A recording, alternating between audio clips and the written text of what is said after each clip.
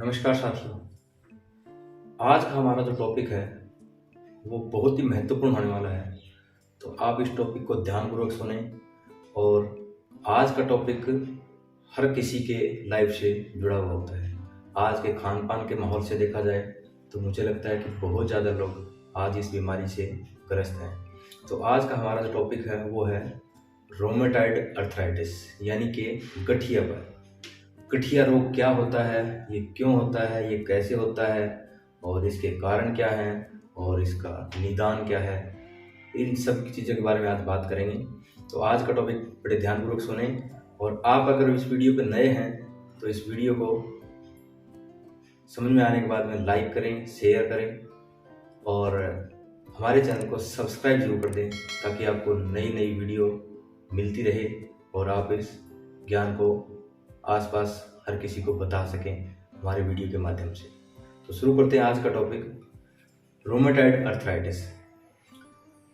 Rheumatoid यानी कि जोड़ों का एक तरह का ऐसा रोग जिसके अंदर फ्लूइड इकट्ठा हो जाता है या गांठें बन जाती है, इसलिए इसका नाम गठिया के नाम से रखा गया है। ये एक ऑटो इम्यून डिजीज है जो अपने आप ही बनती रहती है, जिसमें हमारी जो रोग प्रतिरोधक क्षमता होती है वो शरीर की कोशिकाओं को अपने आप इन्वॉल्व करती रहती है, उसके ऊपर अपना रुद्र रूप धारण करके और उनको ज़्यादा डैमेज करती रहती है। इसमें लगभग सभी जोड़ों में इसमें सूजन आना शुरू हो जाता है। तो रोमेटॉइड मोस्टली क्या होता है कि गठिया जो होता है वो सबसे पहले कलाई में देखने को मिलता है, हाथ में, घुटनों में। मोस्टली छोटे ज्वाइंट से शुरू होता है और धीरे धीरे फिर ये बड़े ज्वाइंटों तक आ जाता है और उसमें जोड़ों में सूजन आ जाती है।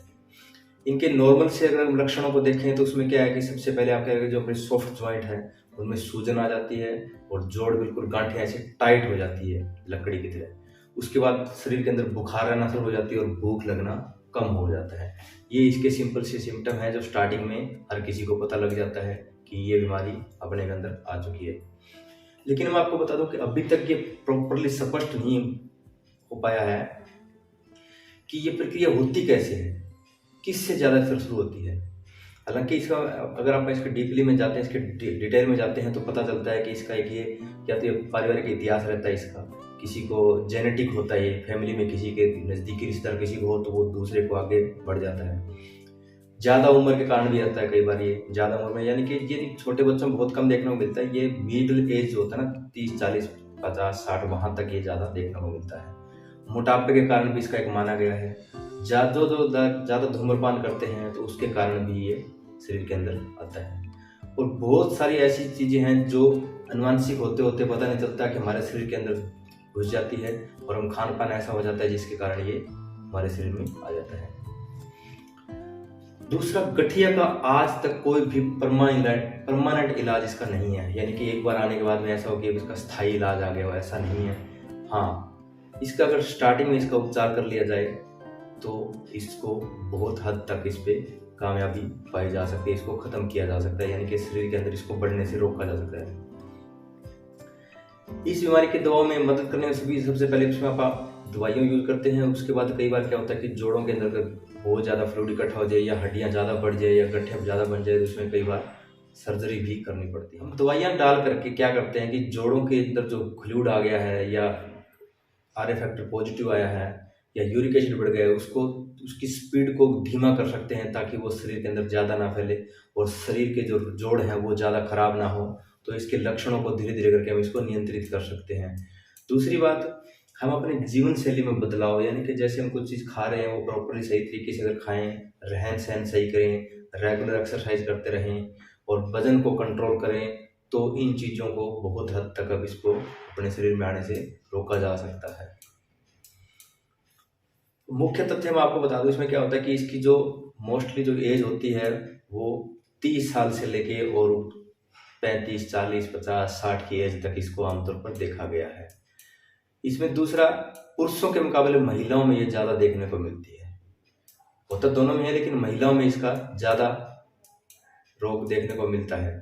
तीसरा, ये जोड़ों से संबंधित होती है लगभग, ये शरीर के सभी अंग इसके अंदर आ जाते हैं और ये हमारे शरीर के अंदर आने के बाद में जोड़ों को सबसे पहले प्रभावित करते हैं। इसकी औसतन अगर आपका देखा जाए तो दुनिया भर में लगभग 0.6% से लेके 1.27% लगभग इसका रेशियो पूरी दुनिया में है। और इसका भारत में 0.5% से लेके 0.75% तक हमारे 2022 का जो सर्वे था उसमें था कि इतने लोग इससे इन्वॉल्व हो चुके हैं अब तक। किसी को अगर जोड़ों की प्रॉब्लम पहले से चल रही है तो वो धीरे धीरे उसमें बढ़ जाती है, गांठें हो जाती है, ठीक है। तो उसके बाद जोड़ों में अगर तकलीफ आ गई है तो उसको हम बहुत सारे तरीकों से इसका पता लगा सकते हैं। जैसे किसी को गठिया अगर हो गया या नहीं है तो उसमें ब्लड का टेस्ट किया जाता है, उसमें ब्लड टेस्ट करके पता लगा सकते हैं। या कई बार बहुत ज़्यादा प्रॉब्लम बढ़ जाए तो सीटी स्कैन या एमआरआई करके इन बीमारियों से पता लगाया जा सकता है कि ये कितना ज़्यादा खतरनाक है। अंग्रेजी दवाइयों में देखा जाए तो इसमें कुछ एक स्टेरॉइड ऐड किए जाते हैं जिससे ये बीमारी जल्दी कंट्रोल हो रहे और ये आगे ना बढ़े। कुछ एक ऐसी अंग्रेजी दवाइयाँ हैं जो इसको परमानेंटली ख़त्म नहीं कर सकते लेकिन बहुत हद तक इसको बीमारी को बचा सकती है, लोगों को आगे बढ़ने से इसमें रोका जा सकता है। लगातार एक्सरसाइज करें तो इस बीमारी से बचा जा सकता है।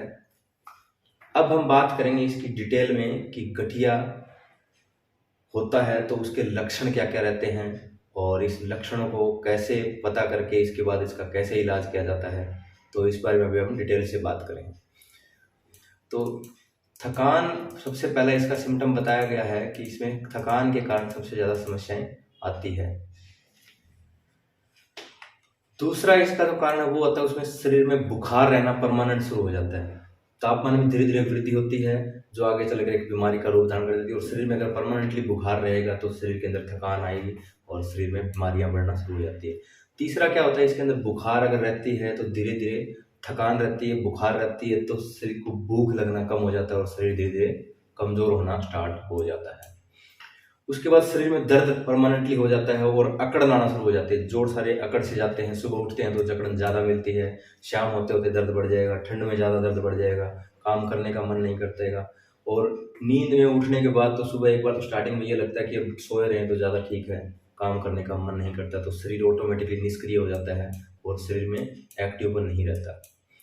चौथा इसका लक्षण जोड़ों के अंदर सूजन आ जाती है, सूजन परमानेंटली बना रहता है, सूज के पत्ते मोटी हो जाती है, अंगुलियां ऐसे मुड़ जाएगी, ऐसे बिल्कुल एकदम से दूसरे को देखने से पता लग जाता है कि इसमें कोई प्रॉब्लम चल रही है।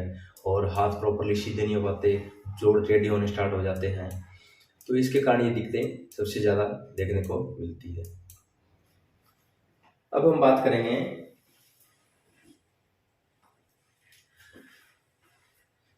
गठिया के कारण क्या है, किस कारण से ये ज़्यादा होता है। तो मैं आपको बता दूं कि हमारे शरीर की जो रोग प्रतिरोधक क्षमता होती है, जिसको एंटीबॉडी कहते हैं, वो शरीर के अंदर संक्रमण को हमारे बचाने का काम करती है। लेकिन उसमें अगर कोई दिक्कत आ गई या इम्यूनिटी पावर कम हो गई तो वो रोगों को और ज़्यादा, अपने शरीर के अंदर रोग ज़्यादा आ जाएंगे और अपने शरीर को घेर लेंगे। हालांकि कभी कभी एंटीबॉडी जोड़ों को ढकने वाली परत पर हमला करती है, यह पतली परत सूज जाती है और आसपास की हड्डियों, कार्टिलेज, टेंडन या फिर आसपास की नर्वस सिस्टम है उसको प्रभावित करती है, जिसके कारण गठिया होता है। गठिया उत्पन्न करने में जिन एक भूमिका निभाते हैं, वो जिन जैसे वो हमें कुछ वायरस और बैक्टीरिया होने वाले संक्रमण के प्रति संवेदनशील बनाते हैं। नहीं, एक जिन ऐसा होता है जो बॉडी के अंदर एक बार आ गया तो वो फिर आगे से आगे बढ़ता चला जाता है। कभी कभी रोमेटाइड अर्थराइटिस जैसी ऑटोइम्यून बीमारियों के कारण भी ट्रिगर करती है। अगर ऑटोइम्यून कोई डिजीज ऐसी आ गई बॉडी के अंदर तो उसको ट्रिगर कर, वो पॉइंट को वहां से ट्रिक करेगा तो वो और ज्यादा बढ़ना स्टार्ट हो जाएगा। अब मैं बताऊं कि गठिया के जोखिम जो कारक हैं वो क्या क्या है।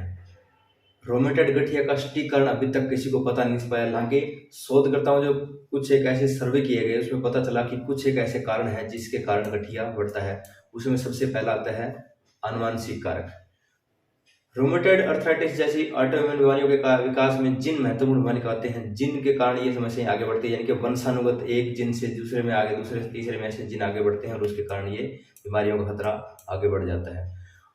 दूसरा आता है उम्र। हालांकि रोमेटाइड अर्थराइटिस किसी भी उम्र में विकसित हो सकता है, लेकिन मध्य आयु के दौरान इसके विकसित होने की संभावना बढ़ जाती है। इसकी शुरुआत ज्यादातर एजड पर्सन में और जो जवान अवस्था है उसके बाद और 60 की उम्र तक इसको देखा गया है। तीसरा आता है इसमें कि ये किस में ज़्यादा होता है, तो इसमें सेक्स के तौर पर मैं आपको बता दूं कि जेंट्स के मुकाबले औरतों में ये ज़्यादा देखने को मिलता है। पुरुषों की तुलना महिलाओं में आर्य विकसित होने की संभावना अधिक होती है, क्योंकि गर्भावस्था और रजनोवृत्ति के दौरान हार्मोन परिवर्तन शरीर के अंदर आते हैं। इसमें मेंसेस वगैरह आते हैं, उस टाइम इसमें हार्मोन चेंज होते हैं, तो उसके कारण कुछ एक बीमारियां शरीर के अंदर बढ़ जाती है। अत्यधिक वजन के कारण भी गठिया बढ़ने का कारण ज़्यादा रहता है। मोटापा ज़्यादा रहेगा तो दिक्कत रहती है, इसके कारण भी मोटे व्यक्ति में रूमेटॉइड अर्थराइटिस विकसित होने का खतरा अधिक होता है। अतिरिक्त वसा यानी कि ज़्यादा वसा उत्पन्न होती है शरीर के अंदर, तो सूजन पैदा हो जाती है और प्रोटीन उसके अंदर छोड़ना शुरू कर देता है। उसके बाद वो बाहर निकलेगा तो वो गठिया जोड़ों के अंदर बनना शुरू हो जाता है। इसलिए प्रोटीन की मात्रा बढ़ने के कारण भी ये दिक्कतें ज़्यादा आती है। किसी बच्चे का अगर जन्म के समय 4 किलो से भी ज़्यादा है तो वो भी एक जोखिम का कारण आने वाले टाइम में बनता है, उस चीज़ का कारण भी। तो ये भी ध्यान रखा जाता है कि और हालाँकि ये बीमारी को ज़रूरी नहीं कि ऐसा हो, लेकिन ऐसा कुछ सर्वे में शोध करने से पता चला है कि इसका एक फैक्टर ये भी रहता है कि जिन बच्चों का जन्म के समय वज़न बहुत ज़्यादा रहता है, उसके कारण भी ये उनमें आगे चल के गठिया का कारण बनता है।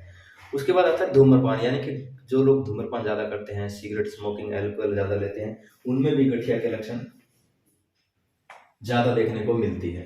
जो लोग स्मोकिंग करते हैं रेगुलर, उनमें गठिया ज़्यादा होता है। अगर हमारा आहार सही नहीं है तो उसके कारण भी ज़्यादा आती है। जैसे कई बार क्या होता है कि आहार संबंधी मैं आपको बता दूं, कई लोग क्या करते हैं कि खाना पीना करते हैं तो प्रॉपरली खाना सही ढंग से नहीं खाते, क्या खाना है क्या पीना है जैसे उनका मन करता है वही खाते रहते हैं और उसके कारण दिक्कतें बढ़ती है।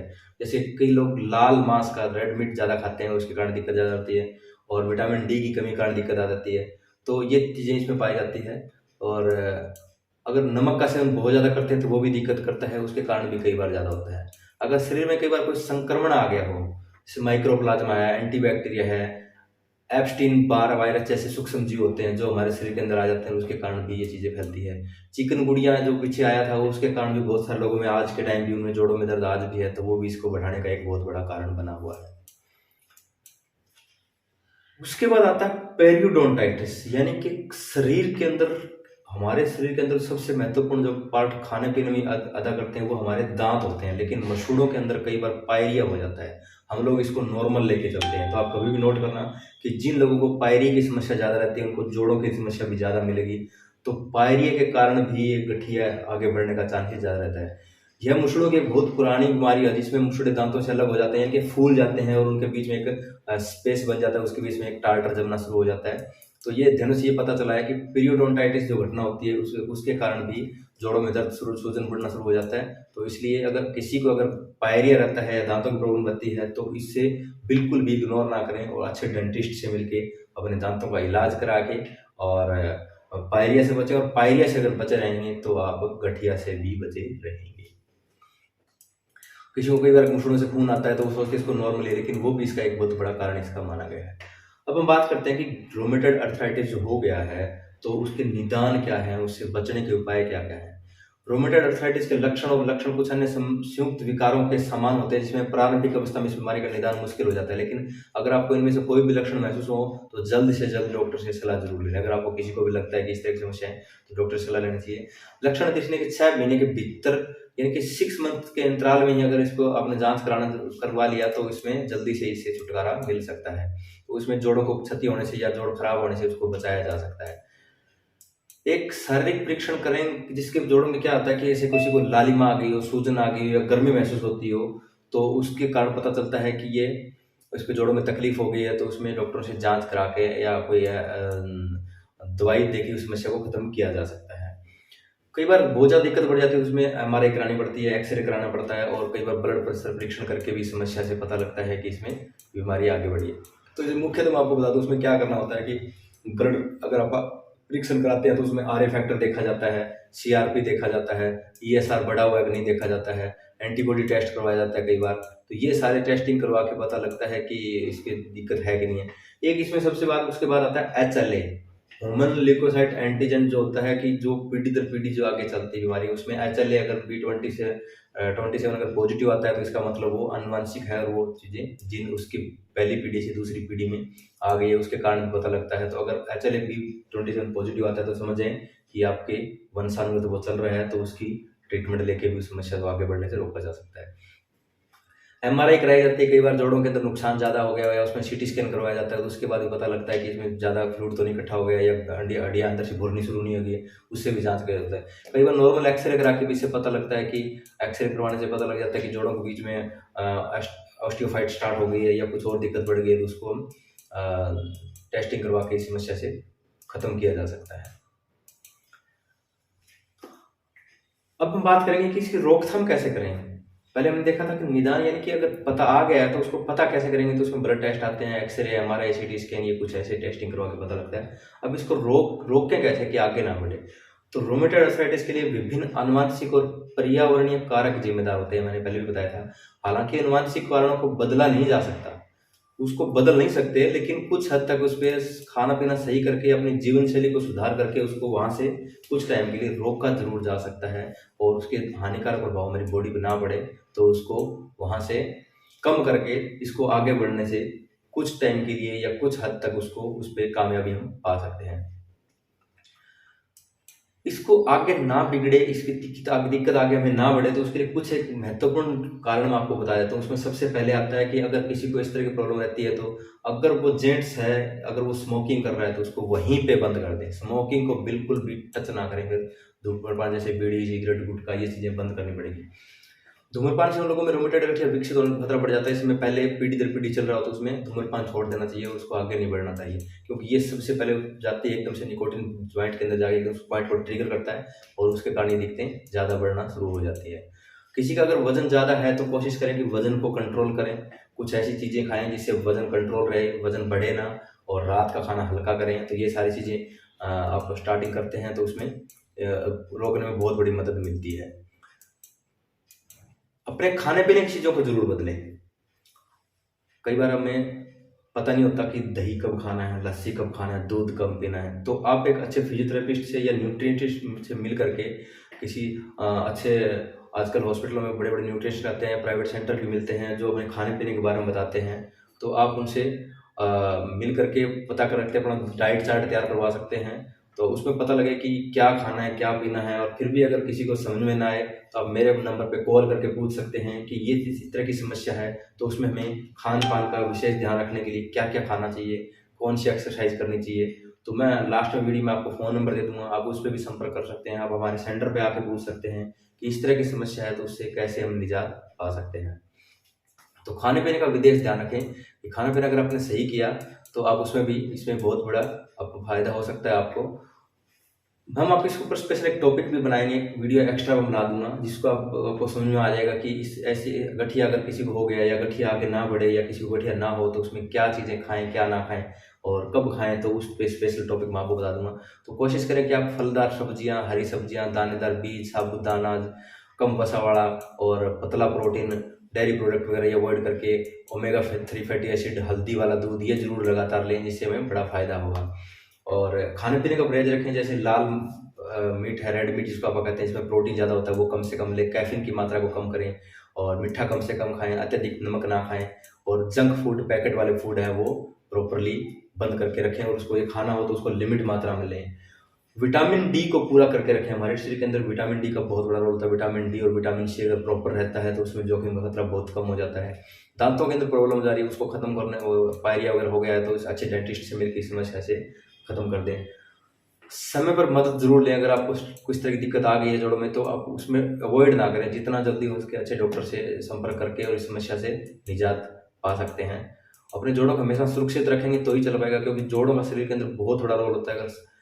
अगर आपके जोड़ खराब हो गए तो आपको ये समझ लो कि सारी चीज़ें धीरे धीरे उसमें स्टार्टिंग में अगर आ गई है तो उसमें सारी समस्या आ जाएगी। आजकल मैं आपको बता दूं कि स्पेशल डॉक्टर होते हैं, रोमेटोलॉजिस्ट जिसको आप कहते हैं, जो स्पेशल गठिया के होते हैं, आप उनसे संपर्क कर सकते हैं। अगर उनके बाद वो अगर आपको नहीं मिलते तो आप किसी भी जनरल फिजिशियन से संपर्क करके उनसे भी आप ये ट्रीटमेंट ले सकते हैं। ऑर्थोपेडिक से मिल सकते हैं, स्पेशल हड्डियों के डॉक्टर से संपर्क कर सकते हैं। और अगर आपको फिर भी अगर कुछ भी समझ में ना आए तो आप एक अच्छे फिजियोथेरेपिस्ट से संपर्क करके इस समस्या से निजात पा सकते हैं। और आप अगर आज सुरक्षित हैं तो कल भी सुरक्षित रहेंगे, लेकिन अगर आज आप बीमार हैं तो नेचुरल सी बात है कि आने वाले समय में हम कभी सुरक्षित नहीं हो सकते और ज़्यादा बीमार होते चले जाएंगे। तो इस समस्या को जितना हो सके जितना जल्दी इस समस्या से निजात पाएं और इसको समझें अच्छे से। इसमें कुछ एक दवाइयाँ ऐसी होती है जो आपके जोड़ों को मजबूत रखती है, तो लेकिन ध्यान रखें कभी भी अपनी मर्जी से कोई भी दर्द की दवा ना लें। अच्छे डॉक्टर से संपर्क करके उनसे लिखवा लें कौन सी मेडिसिन कब लेनी है, क्योंकि दर्द निवारक गोलियां अगर हम खा सकते हैं लेकिन वो दर्द को एक बार कंट्रोल तो कर देगा, लेकिन जो समस्या है वो आगे बढ़ने से नहीं रुकेगी। इसलिए अच्छे डॉक्टर से संपर्क करके उनसे मेडिसिन स्टार्ट करवा के और अच्छे खान पान से आप इस समस्या से निजात पा सकते हैं। तो आज का वीडियो आपको बहुत अच्छा लगा होगा। आज की जानकारी आपको अगर समझ में आई और आपको लगे कि हमने जो जानकारी दी वो आपको समझ में आई, बहुत अच्छी लगी, तो आप इस वीडियो को शेयर करें, लाइक करें और हमारे चैनल को सब्सक्राइब जरूर कर दें ताकि आपको अच्छी अच्छी वीडियो मिलती रहे। और नीचे मैं अपना एड्रेस ऐड कर देता हूँ। अगर आप हमारे नज़दीकी कहीं हैं तो आप हमारे सेंटर पर आके संपर्क कर सकते हैं, आप फ़ोन पर बात कर सकते हैं और आप मैसेज छोड़ सकते हैं, और जो भी जानकारी आप लेना चाहें वो आपको टाइम टू टाइम मिलती रहेगी। तो आज का टॉपिक यहीं तक है और नेक्स्ट वीडियो लेकर जल्दी आपके सामने हाजिर होंगे। हाँ, नेक्स्ट वीडियो ज़रूर देखना क्योंकि मैं स्पेशल उस पर एक आयुर्वेदिक ट्रीटमेंट बताने वाला हूँ जो आपको बहुत ही महत्वपूर्ण रोल अदा करेगा आपकी लाइफ में, कि अगर वो चीज़ें अगर आप खाते हैं तो आपको कभी भी जोड़ों की तकलीफ नहीं होगी। तो मिलते हैं नेक्स्ट वीडियो में, तब तक के लिए नमस्कार।